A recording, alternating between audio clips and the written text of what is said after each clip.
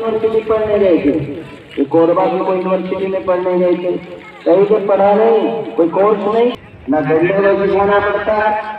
वो सब प्रकृति की प्रेरणा से दिखते हैं, वो भी परिवार बनाते हैं और जीवन जीते हैं। लेकिन मनुष्य एक ऐसा इंसान है, एक ऐसा प्राणी है जिन्हें हर चीज सिखाना पड़ता है। जन्म लेने के बाद गर्दन संभालता, मनुष्य को सीखने की गति कम है, जैसे कछुए की चाल कम है और उसमें रिश्तिक हुआ तो कछुआ धीरे धीरे चलता है, लेकिन जब सीख जाता है तो पूरी तरह सीखता है। फिर मनुष्य के अंदर आनंद शक्ति और सामर्थ्य है। माना कि मनुष्य गेंडे की तरह मजबूत नहीं है, हाथी की तरह बलवान नहीं है, मछली की तरह जल के अंदर तैर कर सकता है। मनुष्य के अंदर बुद्धि है, विलक्षण कंप्यूटर मस्तिष्क भगवान ने दिया। इसके सारे खोजने कंप्यूटर में सॉफ्टवेयर बना लिए, सूक्ष्म चीजों में भी उन्होंने रास्ता निकाल लिया और खोजने वालों ने बहुत कुछ देखा और खोजा। कब? जब गुरु के द्वारा ज्ञान मिलता है तब। गुरु का ज्ञान मिल जाए तो मनुष्य कहां से कहां पहुंच जाता है, साधारण आदमी असाधारण बन जाता है। और ये क्षमता गुरु में है। हम अपने बल पर बनना चाहें, कुछ करना चाहें, शायद थोड़ा बहुत कर सकते हैं, एड़ी चोटी एक लगा दें तो थोड़ा सा मेहनत कर सकते हैं, लेकिन मनुष्य को सिखाने की जरूरत पड़ती है। मनुष्य ऐसे ही नहीं सीख जाता। अल्लाह है 10 साल 15 साल का बच्चा, अल्लाह बच्चा को हमको सिखा दे तो वो सीखता तो है, लेकिन आधे अधूरे मन से सीखता है और आधे अधूरे काम करता है। आप भी कहते हैं ये 25 साल का हो गया लड़का, इनके दाढ़ी मूंछ भी आ गए, इनके शादी भी करना चाहते हैं, लेकिन थोड़ी भी अकल नहीं लगाता, इसकी बुद्धि ही नहीं। आपको ये कहना पड़ता है।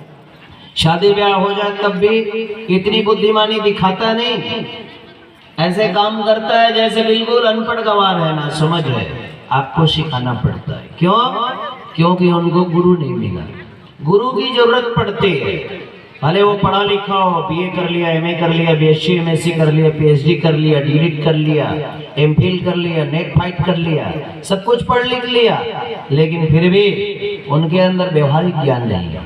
शिष्टाचार नहीं जानता, बोलचाल का तरीका नहीं जानता, शलीके से बात नहीं करता, उठने बैठने का तरीका नहीं जानता, किससे क्या बात करना है, कितना बात करना है, कब बात करना है, जानता ही नहीं। नाप तौल के बात की जाती है, व्यापारी की तरह जानता नहीं। सिखाना पड़ता है। और इस सभी बातों को सीखने के लिए गुरु की जरूरत पड़ती है।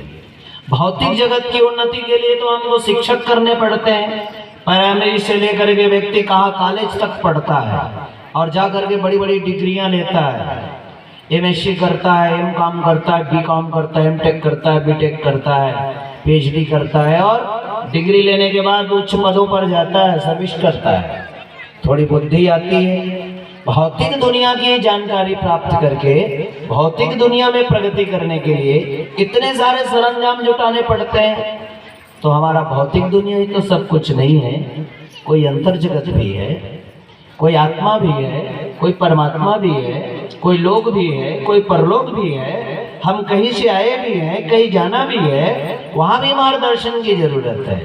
इसके लिए हमको गुरु की जरूरत पड़ती है। कहा गया है गुरु करे जान के और पानी पिए छान के। गुरु बनाते हैं तो गुरु को हमें परखने की जरूरत पड़ती है। नहीं भाई साहब हम गुरु बना लेंगे, जिस किसी को भी आत्म कल्याण करना है इसलिए हम गुरु बनाते हैं। एक व्यापारी था, वो व्यापारी ने कहा भाई साहब हम गुरु दीक्षा लेना चाहते हैं। बोले क्यों? क्योंकि हमारे व्यापार में बहुत झूठ बोलना पड़ता है। झूठ बोलना पड़ता है तो हम अपनी कसम तो खा नहीं सकते, हम कहेंगे गुरु की कसम ये माल सच्चा है, नकली नहीं है, ये असली वाला घी है। कहाँ से लाया? बहुत दूर से लाया असली वाला घी। अब असली घी बोल के बेच रहा है नकली घी को। किसकी कसम खाना है? बोले गुरु की कसम। एक आदमी ने पूछा भैया आप अपनी कसम क्यों नहीं खाते, आप गुरु की कसम क्यों खाते हो? उन्होंने कहा बोले कसम गुरु का इसलिए खाता हूँ, मरना हो तो गुरु मरे, मेरा क्या जाता है, मैं तो सुरक्षित रहूंगा। तो ऐसा कसम खाने के लिए भी गुरु दीक्षा लेते हैं कुछ लोग। तो बहनों भाइयों ऐसे गुरु न बने। दुनिया में ऐसे बहुत सारे शिष्य हैं, लोभी गुरु और लालची चेला। गुरु भी लोभी है, शिष्य भी लालची है। दोनों एक दूसरे के प्रति लुटने का भाव, एक को चाहिए दक्षिणा और दूसरे को चाहिए फोकट में पुण्य, फोकट में संरक्षण। एक बार की बात है, एक गुरु और एक शिष्य थे। गुरु ने बहुत सारा ज्ञान दिया शिष्य को, शिष्य ने ज्ञान को ग्रहण किया। गुरु ने कहा ऐसा है, गंगा जी की बालू प्रसाद समझ के खा लो। अब गंगा जी के बालू को उठा के गुरु ने दे दिया, लो शिष्य प्रसाद समझ के खा लो। शिष्य भी होशियार था। शिष्य ने कहा गुरुदेव आपको हम दक्षिणा देना चाहते हैं। बोले दक्षिणा दीजिए। उन्होंने दक्षिणा देना चाहा और कहा गंगा जी की मेंढकी दक्षिणा समझ के ले लीजिए। शिष्य भी होशियार है, दक्षिणा में मेंढक को दे रहा है, मेंढकी को दे रहा है, और गुरु भी होशियार है, बालू को प्रसाद समझ के दे रहा है। एक गुरु तो ऐसे हुए जो बोलते समय मुंह से लार थूक छिटकता था। उन्होंने कहा महात्मा की वाणी के लार गंगा समान है, उसे बुरा नहीं मानना चाहिए। सामने वाले ने भी ऐसी बात रखी और उन्होंने भी ऐसे ही जवाब दे दिया। तो ऐसे गुरु शिष्य बनने से कोई फायदा नहीं है। मानो भाइयों, गुरु और शिष्य की बड़ी महिमा है। गुरु साधारण नहीं होते, गुरु असाधारण होते हैं। गुरु के बारे में कहा गया वो परमात्मा का अंश है, शिष्यों के कल्याण के लिए इस धरती पर आते हैं। कहा जाता है यदि गुरु और भगवान दोनों एक साथ हमारे सामने आ जाए तो पहले किसका प्रणाम करना चाहिए? तो जवाब दिया है महामानवों ने कि गुरु और शिष्य भगवान दोनों आ जाए तो सबसे पहले हमें गुरु का प्रणाम करना चाहिए। क्यों? क्योंकि गुरु ही हैं जो भगवान तक जाने का रास्ता दिखाते हैं। रास्ता दिखाने वाले गुरु हैं। गुरु गोविंद दो खड़े काको लागे पाए, बलिहारी गुरु आपनो गोविंद दियो बताया। जिन्होंने गोविंद तक जाने के, भगवान तक जाने के रास्ता दिखाया, वो गुरु हमारे लिए बढ़कर है।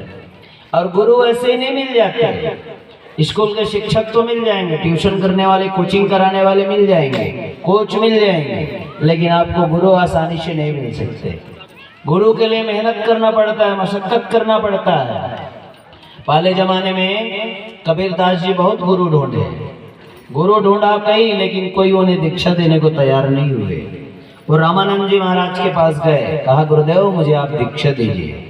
रामानंद जी महाराज ने साफ मना कर दिया, बोले हम तुम्हें दीक्षा नहीं देंगे, तुम पात्र नहीं हो, योग्यता नहीं है, तुमने नहीं दिया। एकलव्य आचार्य द्रोण के पास गए, उन्होंने कहा मुझे धनुर्विद्या की दीक्षा दीजिए। उन्होंने कहा तुम कौन हो, कहाँ से आए हो? उन्होंने कहा जरासंध के सेनापति मगध नरेश जरासंध के सेनापति का मैं पुत्र हूँ, भील पुत्र एकलव्य हूँ, मुझे दीक्षा दीजिए। आचार्य द्रोण ने कहा जिस विश्वविद्यालय में पढ़ने आए हो उस विश्वविद्यालय में केवल क्षत्रिय राजकुमारों को पढ़ाया जाता है, यहाँ पर देश की रक्षा करने वाले सैनिकों को पढ़ाया जाता है, आपको मैं नहीं पढ़ा सकता, परमिशन नहीं मिला। कहते हैं कर्ण, अंगराज कर्ण धनुर्विद्या के लिए गया था गुरु परशुराम के पास। गुरु परशुराम से निवेदन किया, उन्होंने मना कर दिया, हम केवल क्षत्रियों को ट्रेनिंग देते हैं और किसी को नहीं। तुम क्षत्रिय भी नहीं हो और हम आजकल क्षत्रियों को भी ट्रेनिंग नहीं देते, केवल ब्राह्मणों को ट्रेनिंग देते हैं, तुम ब्राह्मण भी नहीं। तो बड़े छल से कहते हैं वो ब्राह्मण बनकर गए और गुरु दीक्षा पाई और धनुर्विद्या में पारंगत हो गए। आरूढ़ी की गुरु भक्ति आप जानते हैं। आरूढ़ी ने शिष्य बनना स्वीकार किया, गुरु दीक्षा ली। उनके गुरु ने कहा जाओ हमारा अमुक जगह खेत है, वहाँ धान की खेती हो रही है, कयारी बारिश में टूट रहे हैं, कयारी को बांध करके आओ। बांधने गया तो इतना धार तेज रफ्तार पानी का कि वो बांध ही ना पाए। मिट्टी डाले बांधे फावड़ा से, तुरंत खुल जाए, टूट जाए। बंद नहीं हुआ तो उन्हें क्यों उपाय सूझा, अपने आप को बांध बना के लेटा लिया कयारी के रूप में। जब वो लौटे नहीं, खोजबीन की गई तो पता चला वो कयारी बन के लेटे हुए हैं और पानी को रोक कर रखे हैं खेत का। ऐसे समर्पण, ऐसे त्याग को देखकर उनके गुरु ने उन्हें दीक्षा दी। मानो भाइयों, हम आपको किस किस की बात बताएं? आपको नरेंद्र की बात बताएं कि मूल शंकर की बताएं, चक्रवर्ती सम्राट वीर शिवाजी की बताएं, छत्रपति की, कि आपको हम चंद्रगुप्त की कथा सुनाएं? हमारे भारतीय इतिहास गुरु शिष्य परंपरा से